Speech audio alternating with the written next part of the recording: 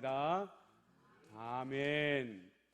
지금 우크라이나 전쟁 때문에 난민이 500만이나 발생했다고 하지요. 이것은 정확한 수치인지는 알 수가 없습니다.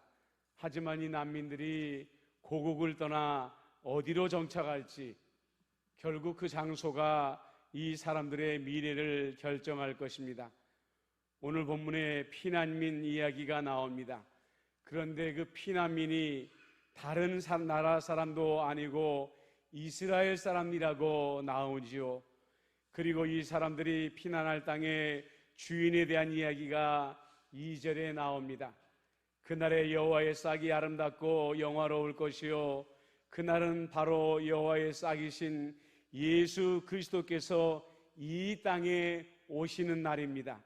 이사야 11장 1절에 보면 이새의 줄기에서 한 싹이 나며 그 뿌리에서 한 가지가 나서 결실할 것이요 이새의 줄기에서 한 싹이 나오는 것이 그것이 바로 예수 그리스도를 가리키고 있는 것입니다. 그러므로 여기에서 말하는 이스라엘 사람들은 피로 맺어진, 그러니까 혈통적인 이스라엘 사람들이 아닙니다.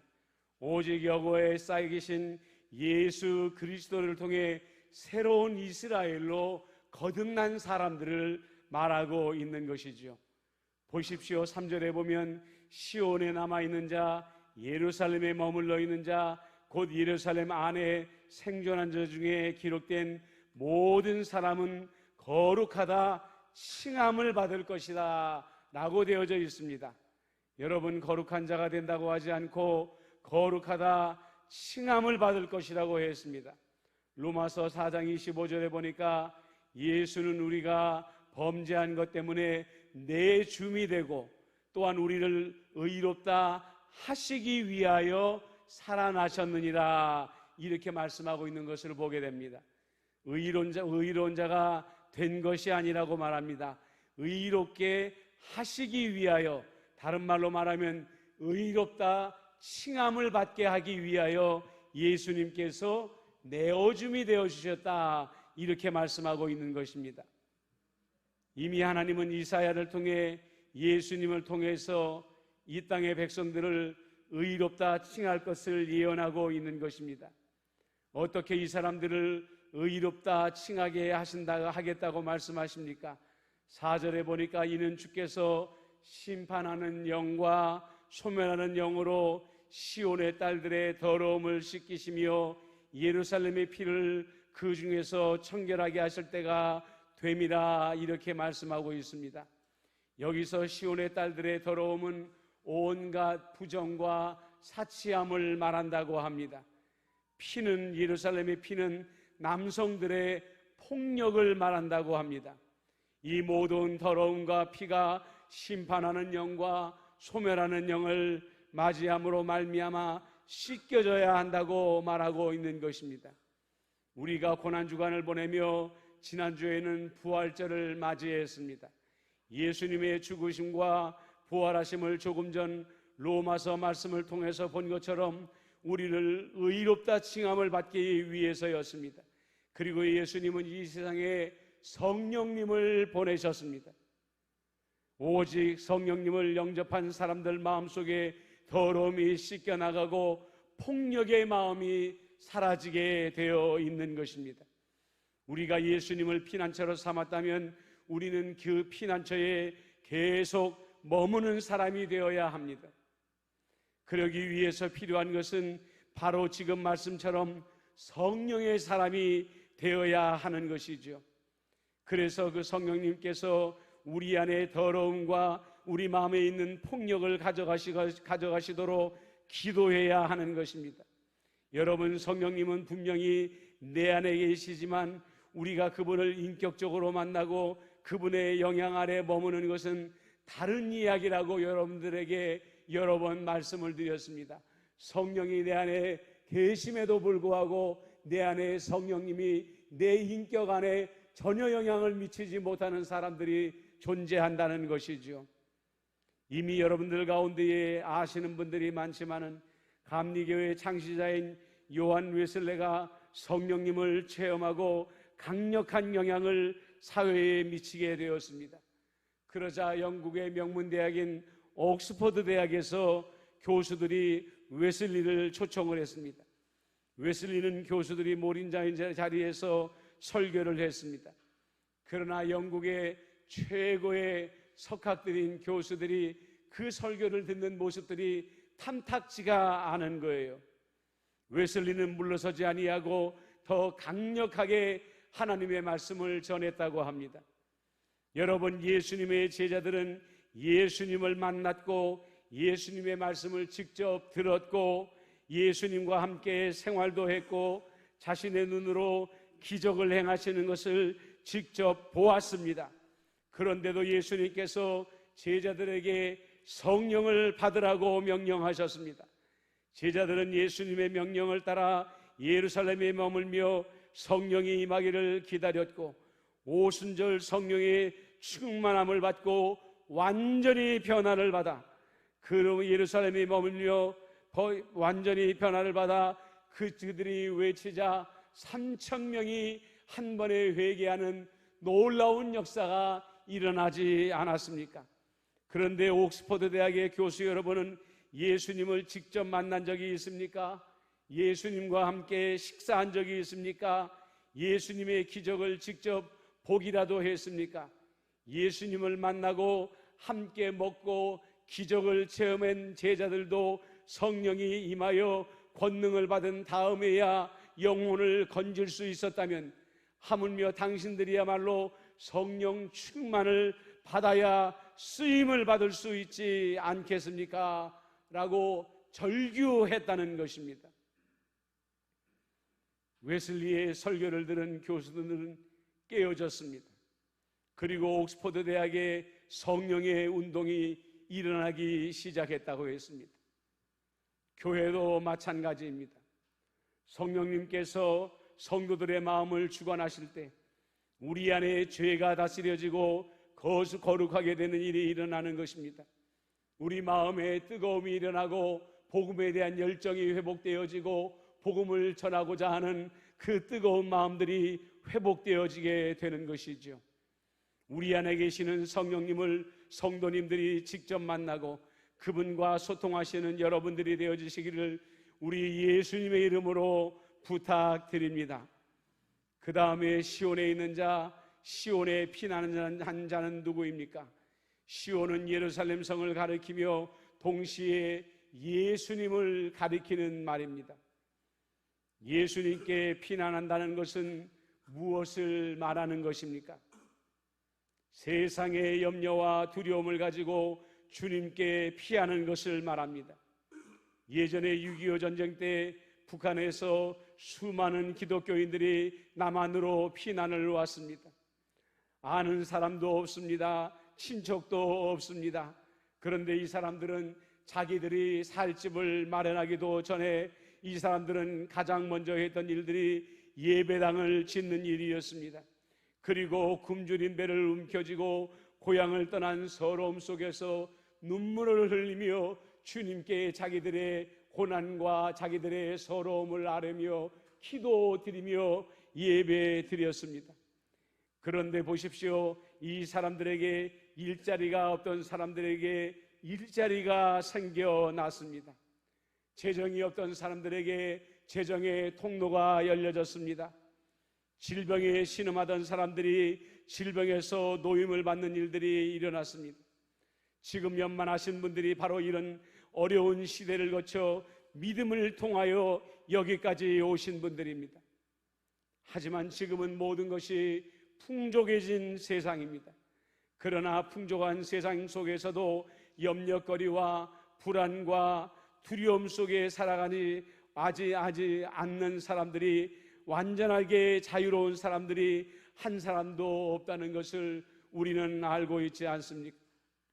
문제는 우리 선배들이 전쟁과 가난의 염려와 두려움 속에서 간절히 하나님께 매달려 기도했던 것 같은 믿음을 요즘에는 찾아보기 힘들다는 것입니다. 예수님은 여전히 피난처가 되기 위하여 우리를 기다리고 있음에도 불구하고 기도를 모르고 기도를 배우지 않아 주님을 피난처로 삼는 것을 모르는 성도들이 많아지고 있다는 말입니다.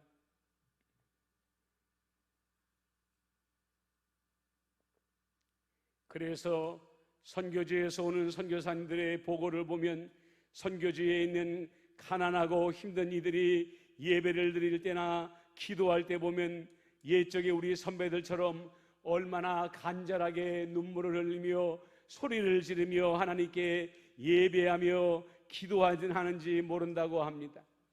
하지만 부유해지면 영적으로 나태해지고 우리의 믿음도 연약해지나 봅니다. 우리는 주님을 향해 다시 기도의 통로를 열어야 합니다. 어려움이 닥치고 불안과 두려움이 닥치게 될 때에 주님을 의지해야 합니다. 그것이 바로 예수님을 우리의 진정한 피난처로 삼는 길이라는 것을 잊어서는 안 되는 것입니다. 옛적부터 높은 산들은 신령한 신들의 세계였습니다.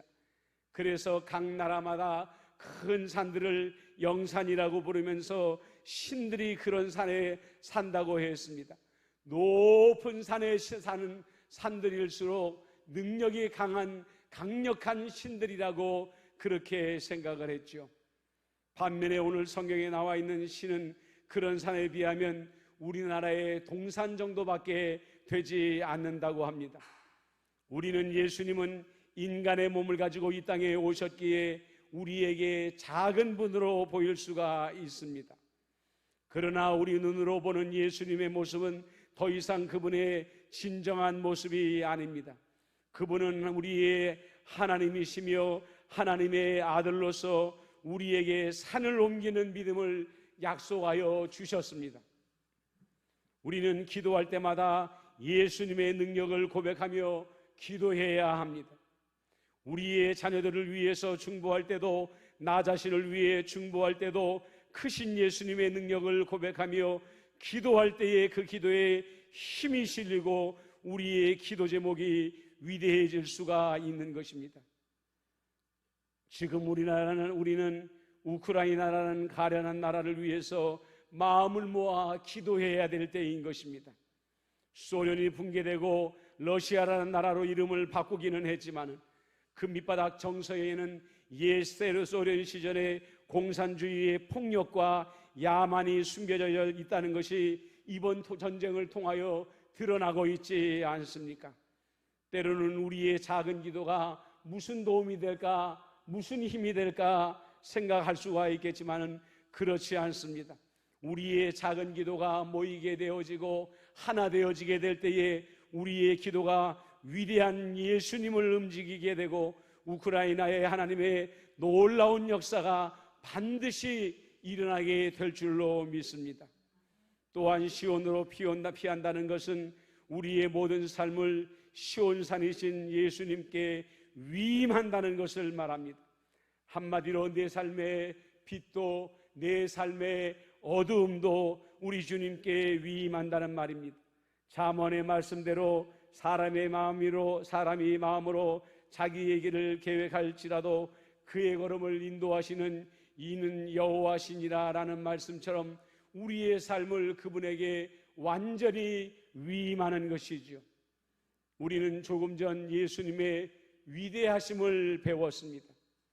하지만 우리 예수님은 이 위대한 능력을 아무렇게나 사용하라고 우리에게 주신 것이 아닙니다.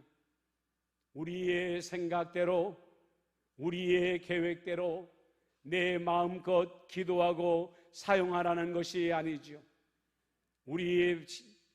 우리가 시온산이신 예수님을 피난처로 삼는 순간부터 우리는 피난처의 안내자들의 말을 순종해야 하는 것처럼 예수님께 먼저 묻고 예수님의 말씀대로 살아가는 습관이 우리에게 필요한 것입니다. 삶의 좋은 순간이 찾아왔을 때에도 주님의 뜻인 줄 알고 감사하듯이 삶의 어려운 순간이 찾아왔을 때에도 주님의 계획임을 알고 주님께 감사할 줄 아는 그러한 사람이 되어야 되는 것입니다. 우리 예수님은 피난처의 안내자이십니다. 이 위험한 세상에서 우리가 어디로 가야 안전하고 무엇을 해야 안전한지 잘 아시는 분이시라는 말입니다. 우리가 때로는 억울한 일을 당할 때도 있습니다. 하지만 그 억울한 일을 통해서 우리 주님께서 우리에게 무엇을 깨닫게 하시는가도 생각해 볼 수 있는 그리스도인들이 되어야 한다는 말씀입니다. 국민일보의 전직 장군이셨던 구제서 저 육군 훈련소장님의 간증이 실려 있었습니다. 이분은 믿음이 없던 분이었지만 3대째 예수님을 믿는 아내를 만나 교회를 다니게 되었습니다. 군인의 삶이 몸에 밴 것처럼 이왕에 시작한 신앙생활도 제대로 하려고 했습니다. 그래서 항상 마음속에 디모데가 말한 대로 예수 그리스도의 훌륭한 군인답게 살아가려고 노력하던 아주 정직한 군인이었습니다. 그분은 이렇게 고백합니다. 군인의 삶은 고난의 삶입니다.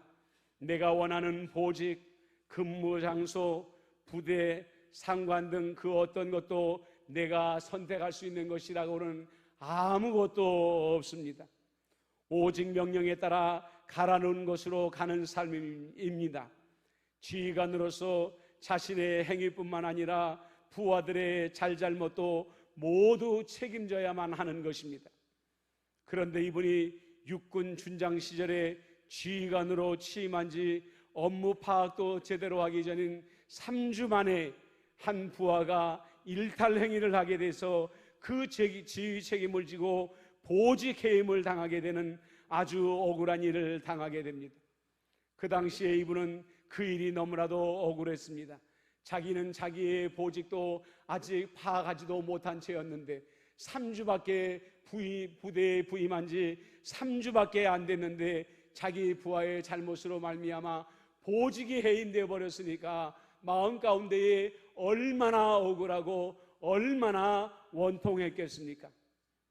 그런데 그때 이분이 이런 생각을 가지게 되었다고 합니다. 주님을 생각하게 되었다고 합니다.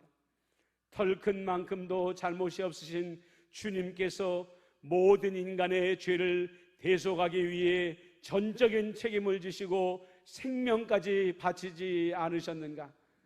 저는 이 고백을 읽으면서 정말 이 장군이야말로 대단한 믿음의 소유자다. 자신의 잘못도 아니고 부하의 잘못으로 보직이 해임되는 중한 처벌을 받았을 때에 만약에 예수님이 없었다면 이분은 얼마나 좌절하고 낙심했을까? 그러나 예수님을 믿는다고 해서 모든 사람들이 이렇게 억울한 일이 생겼을 때에 다 똑같이 주님의 고난을 생각하며 넘기지는 않지 않습니까?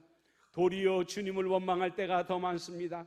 내가 왜 이런 억울한 일을 당해야 되는가? 내가 왜 이런 원통한 일을 당해야 되는가? 생각할 때가 더 많은 것이 우리 그리스도인들이 아니겠습니까?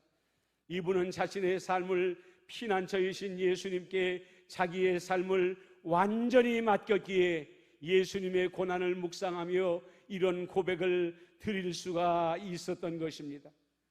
우리가 인생을 살아가면서 느끼는 것은 삶은 참으로 복잡하고 단순하지 않다는 것입니다. 내 뜻대로 다 되어지는 것도 아니고 사람들에게 다 인정받고 사랑받고 싶지만 그것도 내 뜻대로 되어지는 것이 아닌 것이지요. 지금 사람들에게 좋은 평을 받고 인정받으려고 노력하지 마십시오. 주님의 날이 되면 주님의 뜻이 이루어질 때가 되면 오늘 이 장군처럼 주님께서 그 사람을 높이시는 날이 올 줄로 믿습니다. 오늘 말씀 5절과 6절을 보십시오. 하나님께 모든 삶을 위임한 사람에게 임하는 복이 이 말씀 가운데에 나와 있습니다. 5절에는 여호와께서 거하시는 온 시온산과 모든 지폐 위에 낮이면 구름과 연기, 밤이면 화염의 빛을 만드시고 그 모든 영광 위에 덮개를 두시며 라고 말씀하십니다. 이 말씀은 이스라엘 백성들이 광야를 행진할 때에 하나님께서 행하셨던 일들을 말씀하고 있는 것입니다. 하나님께 삶을 위임한 자들의 모든 발걸음마다 하나님께서 때로는 구름으로 가려주시고 밤이 되면 화염의 빛으로 인도하여 주심으로 말미암아 우리가 길을 잃지 않도록 하나님이 지켜주시겠다 말씀하십니다. 하나님은 낮에도 졸지 아니하시고 밤에도 주무시지 아니하시며 우리를 지켜주시겠다 약속하고 계시는 것입니다. 6절 말씀을 보십시오. 또 초막이 있어서 낮에는 더위를 피하는 그늘을 지으며 또 폭풍을 피하여 숨는 곳이 되리라.